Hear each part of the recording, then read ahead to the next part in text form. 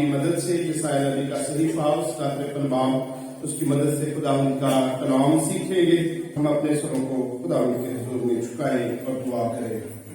قدوس مہربان زندہ جلالیہ آسمانی خدا، تو مہربان ہے اور تو قدوس ہے اور سب تعریف خداوند تیرے نام کو ہی زیبا ہے. اپنے پاک کلام کے وسیلہ سے خداوند آج تو ہماری رہنمائی کر، تو ہمارے ساتھ ہو اور اپنے پاک کلام کی گہری اور سچی باتیں ہم پر آشکارا کر، تاکہ خداوند تیرے پاک کلام کے زیر سایہ ہم تربیت حاصل کر سکیں، زندگی گزار سکیں اور تجھ سے برکت حاصل کر سکیں. مسیح ہمارے خداوند کے وسیلہ سے مانگتے ہیں، آمین. مسیح میرے عزیزو، آج روزوں کا دوسرا اتوار ہے اور روزوں کے ان ایام میں ہم خدا کے کلام مقدس میں سے ہر روز شام کی عبادات میں بہت کچھ سیکھ رہے ہیں. اور خداوند کا شکر ہے کہ کلیسیا ہر روز شام کو ان کی تعداد کافی ہوتی ہے، جس کے لیے ہم خداوند اپنے خدا کی شکر گزاری کرتے ہیں. آج جو خداوند کا پاک کلام جو ہم نے تلاوت کیا ہے وہ یسایہ نبی کے صحیفے میں سے ہے. اور یسایہ نبی کا صحیفہ جب پڑھیں تو اس کے کل ابواب جو ہے وہ 66 ہے، اور بائبل مقدس کے اندر جو کتب ہے وہ بھی 66 کتب پائی جاتی ہے. اور پرانے عہد نامہ میں یسایہ نبی کو پرانے عہد نامہ کی انجیل مقدس بھی کہا گیا ہے. یسایہ نبی کے بہت سارے ایسے حوالہ جات ہیں جو نئے عہد نامہ میں ہم جب پڑھتے ہیں تو یسایہ نبی کی کتاب کو اس میں بولا گیا ہے، کوٹ کیا گیا ہے. حتیٰ کہ خداوند یسوع مسیح نے بھی یسایہ نبی کی کتاب کو میں سے بہت سارے حوالہ جات پڑھے، اپنی تعلیم کے دوران میں لوگوں کو بات سمجھانے کے لیے ان حوالہ جات کو استعمال کیا. یسایہ کی کتاب اور اس کا 53 باب جو آج تلاوت کیا گیا ہے وہ در حقیقت خداوند یسوع مسیح کے دکھوں پر یہ لکھی ہوئی ایک ایسی عبارت ہے جو خدا نے اپنے بندہ یسایہ پر خداوند یسوع مسیح کی اس دنیا میں آمد سے کے 750 سال پہلے ہی یہ بات آشکارا کر دی ہے. جب یسایہ نبی کا صحیفہ اور اس کا بالخصوص یہ 53 باب پڑھتے ہیں تو ایسے ہی لگتا ہے کہ یسایہ نبی خداوند یسوع مسیح کے ہی دور کا نبی تھا اور وہ صلیب کے منظر کو اپنی آنکھوں سے دیکھ رہا ہے اور وہ اس کو بیان کر رہا ہے. بڑی ہی خوبصورتی کے ساتھ اس حوالہ کو ہماری بہن نے تلاوت کیا ہے اور ہم اس سے پہلے بھی اس حوالہ کو پڑھ چکے ہیں، اس کو جانتے ہیں. لیکن جب بھی ہم اس کو پڑھتے ہیں تو صلیب کا منظر سامنے آ جاتا ہے، اور پھر جب اس بات کو دیکھتے ہیں کہ یہ تحریر، یہ 53 باب یہ تو خداوند یسوع مسیح کی پیدائش سے بہت 100 سال پہلے لکھا گیا تھا، یہ کیسے ممکن ہے، یہ کیسے ہو سکتا ہے کہ یسایہ نبی کو اس ساری تصویر کا یا اس سارے منظر کا جو کلوری پر ہونے کو تھا پہلے سے ہی پتا تھا. یسایہ نبی کے حوالے سے میں یہ کہنا چاہتا ہوں کہ یسایہ نبی کا شمار انبیاء اکبر میں ہوتا ہے، اور یسایہ نبی وہ نبی تھے جس نے 4 بادشاہوں کو خدا کا کلام سنایا. اور بادشاہوں کو کلام سنانے سے یہ بھی مراد ہے کہ یسایہ نبی بادشاہ کے حضور میں آ جا سکتا تھا. بادشاہ کے حضور میں آنا، بادشاہ کے محل میں آنا، یہ ہر ایک انسان کے رسائی میں نہیں تھا. بلکہ یہ خاص لوگ تھے جو محل کے اندر جاتے، محل کے اندر آتے اور یہ بادشاہوں کو کلام سنا تھا. اور خدا نے بھی اس کو بڑی دلیری عطا کی تھی اور اس نے 4 بادشاہوں کی زندگی کے اندر خدا کے کلام کو اس نے پیش کیا. 4 بادشاہوں کے نام جب ہم یسایا نبی کا صحیفہ اس کا پہلا باب پہلی آیت پڑھتے ہیں تو ان بادشاہوں کے نام وہاں مندرج ہیں. مسیح میں میرے عزیزو، یہاں یہ ہم اس لیے آج یسایا نبی کا صحیفہ اور اس کا 53 باب کا آج مطالعہ کرنے لگے ہیں تاکہ خدا کے کلام جو نئے عہد نامہ میں خداوند یسوع مسیح کی زندگی میں پورا ہوا جان سکے، خداوند یسوع مسیح کے دکھوں پر غور کر سکے، خداوند یسوع مسیح کے ان دکھوں میں سے گزرنے کے وہ بابرکت پہلو جو انہوں نے ہمارے لیے اپنی جان کا دکھ دیا سیکھ سکے. اس لیے جب ہم یوحنا کی انجیل اور اس کا 12واں باب اور اس کی 41ویں آیت پڑھتے ہیں تو اس میں مقدس یوحنا بیان کرتا ہے خداوند یسوع مسیح کے ان دکھوں کا ہی حوالہ کرتے ہوئے جو یسایا کی کتاب اور اس کے 53 باب میں مندرج ہے. یوحنا کی انجیل اور اس کا 12واں باب میرے ساتھ نکالیں اور اس کی 41ویں آیت میں خداوند کا کلام یہ بیان کرتا ہے، یسایا نے یہ باتیں اس لیے کہیں کہ اس نے اس کا جلال دیکھا اور اس نے اسی کے بارے میں کلام کیا. یسایا نبی وہ ایک ایسا نبی تھا جس نے 750 سال پہلے ہی خداوند یسوع مسیح کا جلال دیکھا اور خداوند یسوع مسیح کے جلال کو دیکھ کر اس نے خدا سے پیغام لے کر کلام مقدس میں مندرج کیا اور یہ باتیں لکھی کہ ہمارے پیغام پر کون ایمان لایا. اور پڑھا گیا ہے کہ خدا کا بازو کس پر ظاہر ہوا اور اس پر وہ اس کے آگے کونپل کی طرح اور خشک زمین سے جڑ کی مانند پھوٹ نکلا. نہ اس کی کوئی شکل و صورت ہے نہ خوبصورتی، اور جب ہم اس پر نگاہ کریں تو کچھ حسن و جمال نہیں کہ ہم اس کے مشتاق ہوں.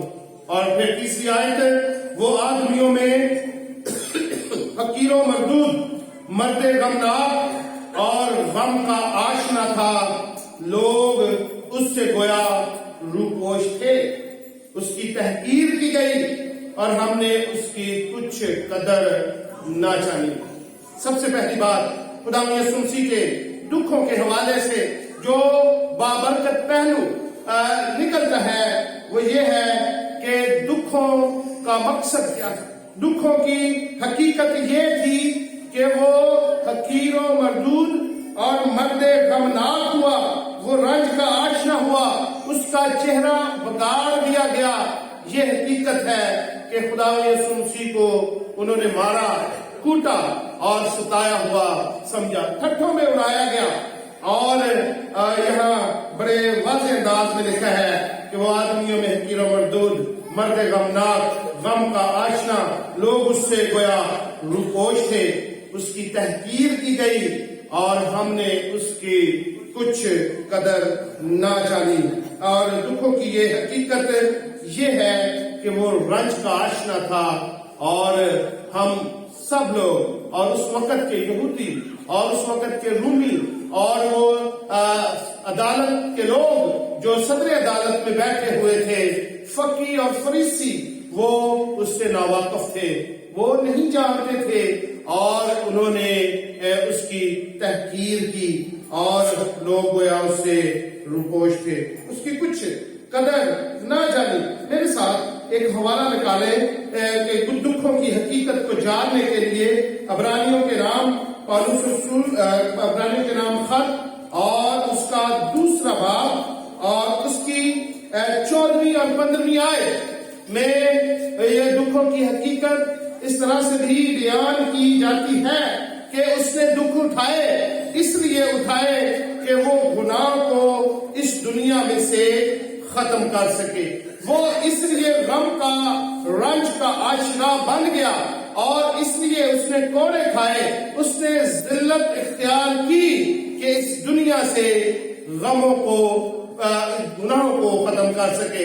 عبرانیوں کے نام پالوس رسول کے اس خط میں ہم پڑھیں گے اس کی 14ویں اور 15ویں آیت. پس جس صورت میں کہ لڑکے خون اور گوشت میں شریک ہیں تو وہ خود بھی ان کی طرح ان میں شریک ہوا, تاکہ موت کے وسیلے سے اس کو جسے موت پر قدرت حاصل تھی یعنی ابلیس کو تباہ کرے, اور جو عمر بھر موت کے ڈر سے غلامی میں گرفتار تھے انہیں چھڑا لے.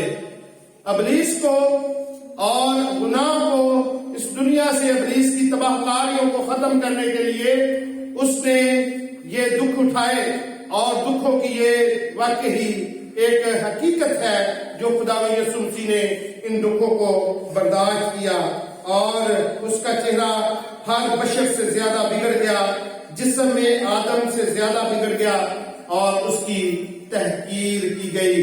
لکھا ہے تو بھی اس نے ہماری مشقتیں اٹھا لی اور ہمارے غموں کو برداشت کیا, اس لیے کہ وہ ہمیں گناہوں سے نکال سکے. اس کے دکھ اور دکھ جو اس نے اٹھائے اس کا مقصد یہ تھا کہ سب سے پہلے مقصد یہ کہ وہ ہماری جان کو شفا دے.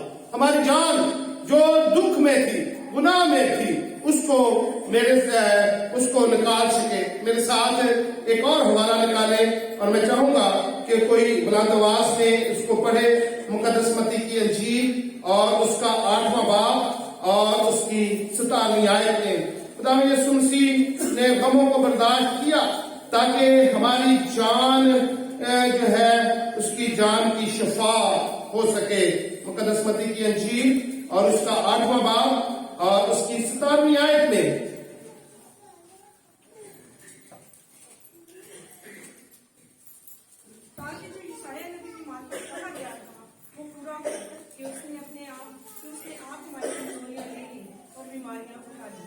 تاکہ یسایہ نبی کی معرفت کہا گیا تھا وہ پورا ہو کہ اس نے آپ ہماری کمزوریاں لے لی اور بیماریاں اٹھا لی. اس نے ہمارے جسموں کی بیماریاں, ہماری جان کی بیماریاں اپنے اوپر اٹھا لی. اس لیے دکھوں میں سے گزرنے کا مقصد خداوند یسوع مسیح کا یہ تھا کہ وہ ہماری جان کو شفا دے سکے. ہر اس شخص کو جو خداوند یسوع مسیح پر ایمان لاتا ہے وہ اس کو نجات دیتا ہے اور بیماریوں سے شفا دیتا ہے. خداوند یسوع مسیح کے دکھ اٹھانے کا مقصد وہ یہ بھی تھا کہ ہماری روح کو بھی شفا مل سکے, ہماری جان کو شفا مل سکے اور ہماری روح کو شفا مل سکے. افسیوں کے نام پالوس رسول کا خط اور اس کا 2واں باب اور اس کی 2 آیت کو ہم پڑھیں گے تاکہ ہم یہ جان سکیں کہ خداوند یسوع مسیح کے دکھ اٹھانے کا جو مقصد تھا وہ مقصد یہ تھا کہ ہماری روحوں کو بھی جو گناہ میں گری ہوئی تھی, ابلیس کے ہتھ کنڈے میں تھی, ان کو ان سے رہائی مل جائے. انسان کی روح مردہ بن گئی تھی. جو اس حوالہ کو نکالتا ہے وہ برائے مہربانی اس کو بلند آواز سے پڑھ سکتا ہے.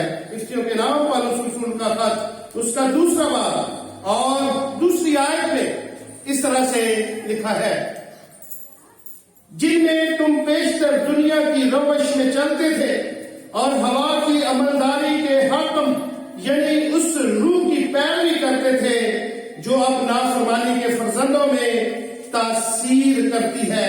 وہ روح جو نافرمانی کے باعث ہمارے اندر تاثیر کرتی تھی, اس روح کو, اس ناپاک روح کو بچانے کے لیے خداوند یسوع مسیح نے یہ دکھ برداشت کیے.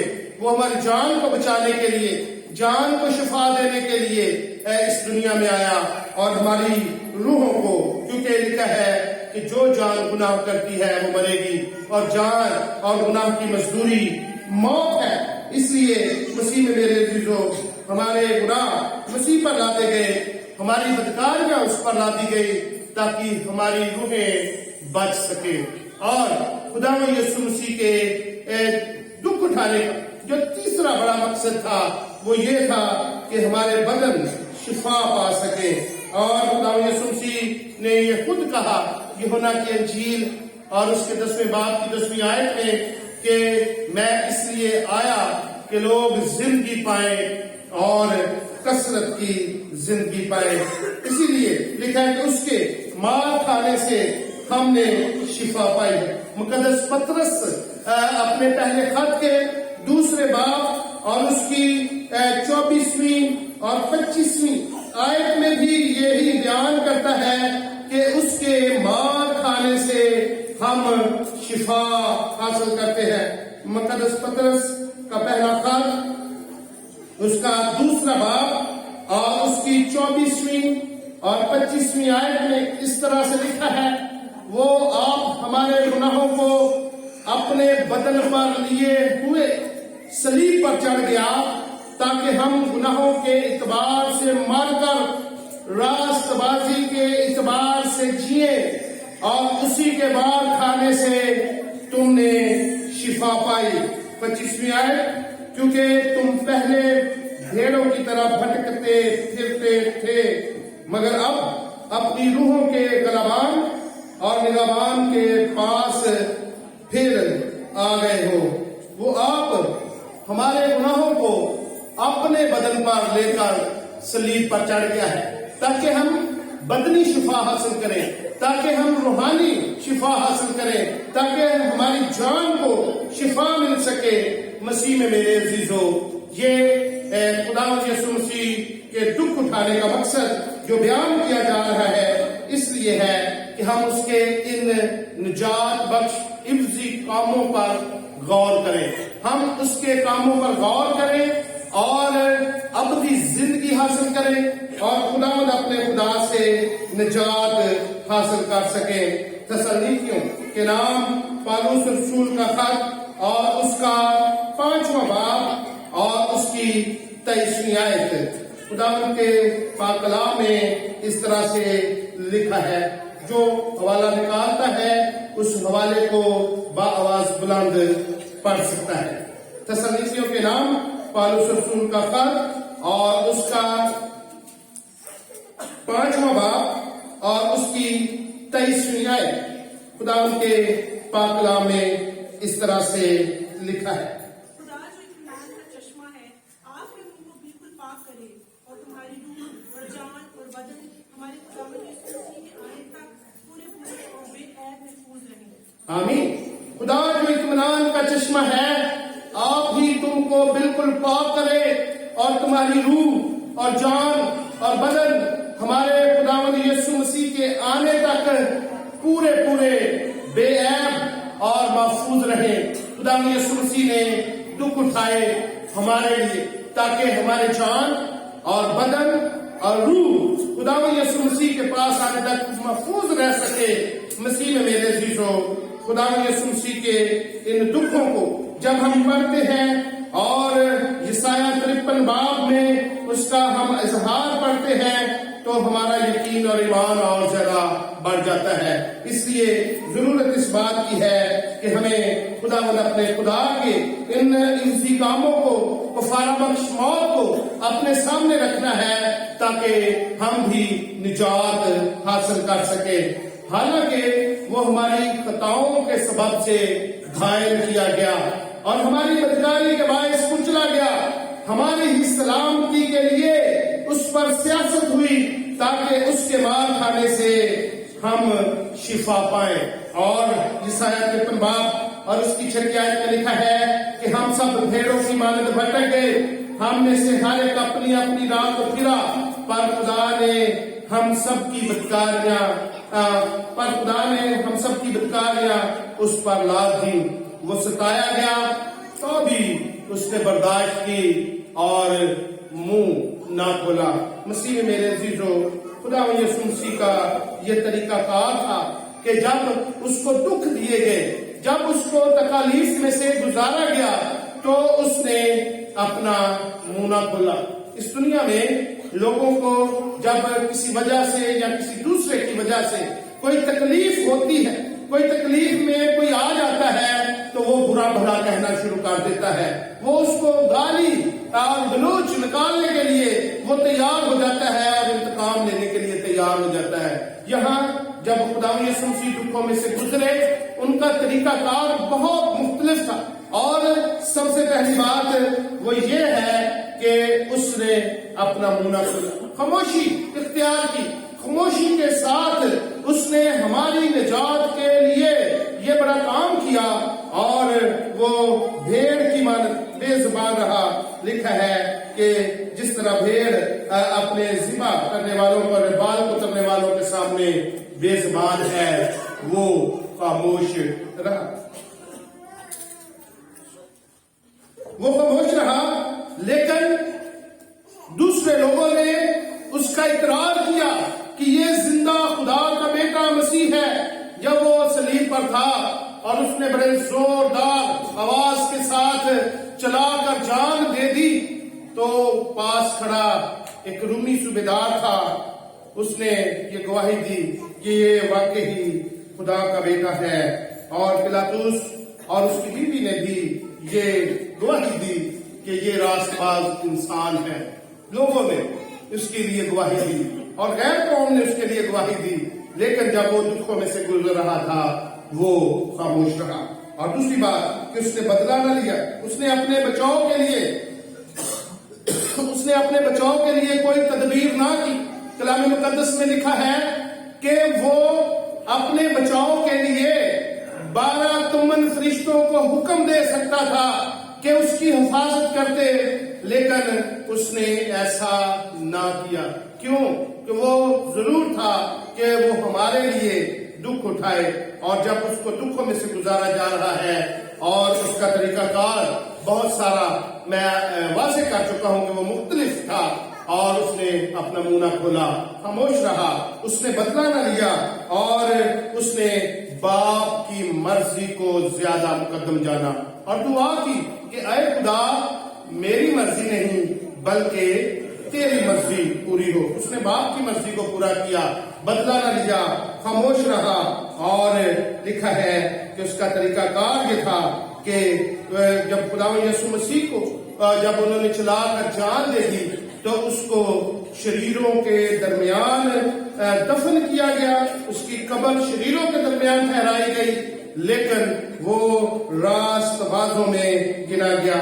اگر ہم یسایہ نبی کا شریفہ اس کا 53 باب اور 9 آیت کو دیکھتے ہیں تو لکھا ہے کہ اس کی قبر بھی شریروں کے درمیان ٹھہرائی گئی، اور اپنی موت میں وہ دولت مندوں کے ساتھ ہوا، حالانکہ اس نے کسی طرح کا ظلم نہ کیا اور اس کے منہ میں ہرگز چھل نہ تھا۔ مسیح میں میرے عزیزو، وہ دولت مندوں میں شمار کیا گیا، دولت مندوں کے ساتھ اس کی تدفین ہوئی۔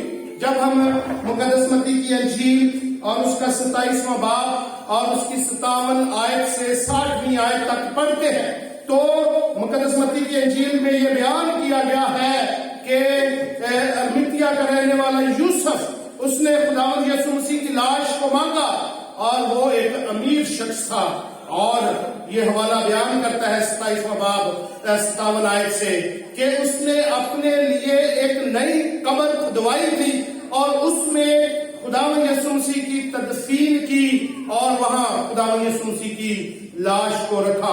اور کلام مقدس کی وہ پیشن گوئی جو آج سے 100 سال پہلے 750 سال پہلے یسایہ نبی نے کہی تھی، وہ پوری ہوئی کہ وہ اپنی موت میں دولت مندوں کے ساتھ ہوا، اور وہ سب کچھ پیشن گوئیوں کے مطابق خداوند یسوع مسیح کا رہے تھے، اور ان کے ساتھ جو پیش ہو رہا تھا، وہ جو دکھوں کے میں سے گزر رہے تھے ہماری نجات کے لیے، وہ سب اسی طرح سے پورا ہونا تھا جس کے بارے میں پہلے سے بیان کیا گیا ہے۔ اور دکھوں کی برکات کے بارے میں اگر ہم دیکھتے ہیں کہ خداوند یسوع مسیح کی جو دکھ انہوں نے اٹھائے، اس کے وسیلے سے جو برکات ہمیں ملتی ہے، انسانوں کو ملتی ہے، وہ کون کون سی ہے؟ यहाँ हम पढ़ते हैं कि लिखा है कि वो अपनी नस्ल को देखेगा। जब उसकी जान गुनाह की कुर्बानी के लिए गुजरानी जाएगी तो वो अपनी नस्ल को देखेगा, बहुत सी कौमों को पाक करेगा और वो लोगों के दरमियान में से गम को दूर कर देगा। वो खुदा को हजूर में अपने लोगों को खड़ा होने की दलेरी अता करेगा।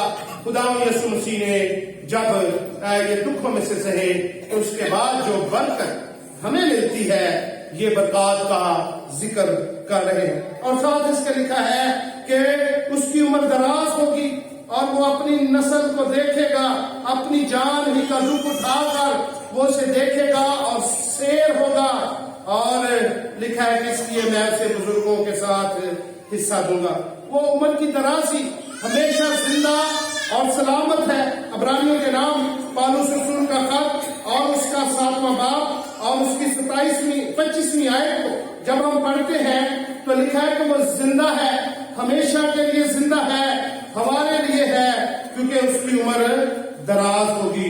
मसीह में मेरे अजीजों, खुदा यीशु मसीह ने दुखों में से गुजर कर हमें बचाया है, हमें जो उन्होंने बरकत से मालामाल किया है और लिखा है उसकी उम्र दराज होगी। अब्रानियों के नाम खत उसका 7वां बाब और उसकी 25वीं आयत लिखा है, इसलिए जो उसके वसीला से खुदा के पास आते हैं वो उन्हें पूरी पूरी निजात दे सकता है, क्योंकि वो उनकी शिफात के लिए हमेशा जिंदा है। खुदा यीशु मसीह हमेशा जिंदा है और उसकी उम्र दराज है। वो दुखों में से गुजरा और उसने हमारी निजात के लिए काम किया और उसने हमेशा की जिंदगी को हासिल किया। और लिखा है कि वो अपनी नस्ल को देखेगा। उसके मानने वाले, उसके पैरोकार इस दुनिया में बहुत सारे हैं और सबसे ज्यादा खुदा यीशु मसीह को जानने वाले इस दुनिया में पाए जाते हैं, क्योंकि ये यशायाह नबी के सहीफे के इस 53वें बाब के मुताबिक है कि वो उसकी उम्र दराज होगी और खुदा की मर्जी उसके हाथ के वसीला से पूरी होगी और वो अपनी नस्ल को देखेगा। उसकी ये नस्ल है जो इस दुनिया में खुदावन के नाम को ले रही है। हर इतवार वो खुदा के घर में आकर उसकी परस्तिश करती है। उसकी उम्र दराज है और उसने दुखों में से गुजरकर हमें बाप के सामने ये दलेर होने का मौका दिया है। मसीह में मेरे अजीजों, जब मसीह दुखों में से गुजरा और इस दुख की घड़ियों में से उसने गुजर कर आगे हमें खुदावन के हुजूर में खड़ा किया है, तो उसमें खुदा यीशु मसीह का बकरा क्या है? लिखा है कि वो हमेशा जिंदा रहेगा। दूसरी बात कि उसके लिए लिखा है कि खुदा ने भी उसे वो नाम बख्शा जो सब नामों से आला है और उसके तले, उसके पांव के तले सब कुछ कर दिया। खुदा यीशु मसीह ने खुद कहा कि आसमान और जमीन का कुल इख्तियार मेरे पास। मसीह में मेरे अजीजों, ये खुदा यीशु मसीह का हिस्सा और बकरा है जो वो दुखों में से गुजरे और बाप की तरफ से उनको ये इनाम के तौर पर मिला है। आज हम उसके पैरोकार हैं, आज हम उसको मानने वाले हैं और उन दुखों की याद में गुजर रहे हैं जो खुदा यीशु मसीह ने 40 दिन और 40 रात बियाबान में गुजारे। और बाद हम उसकी यादगारी करते हैं जब उसको कलवरी के पार लेकर जाया गया, उस पर तोहमत लगाई गई, उस पर कोड़े लगाए गए और उसकी तजलील की गई और खुदा ने ये सारा निजाम मुकर्रर किया था और उसमें से वो बड़ी सलामती के साथ गुजरा। हम खुदावंद अपने खुदा के शुक्रगुजार हो और खुदावंद अपने खुदा के को अपने दिलों में कबूल करें और इन दिलों में उसके लिए तैयार हो जाए, उसकी इबादत के लिए तैयार हो जाए और उसके हुक्मों पर चलकर हमेशा की जिंदगी और कसरत की जिंदगी को हासिल करें। खुदावंद आपको आज के इस कलाम के वसीला से बड़ी बरकत दे। आमीन। हम अपने सरों को खुदावंद अपने खुदा के हुजूर में झुकाएंगे और दुआ करेंगे। मैं गुजारिश करूंगा। Thank you for watching this video. Please subscribe and share this video. God bless you.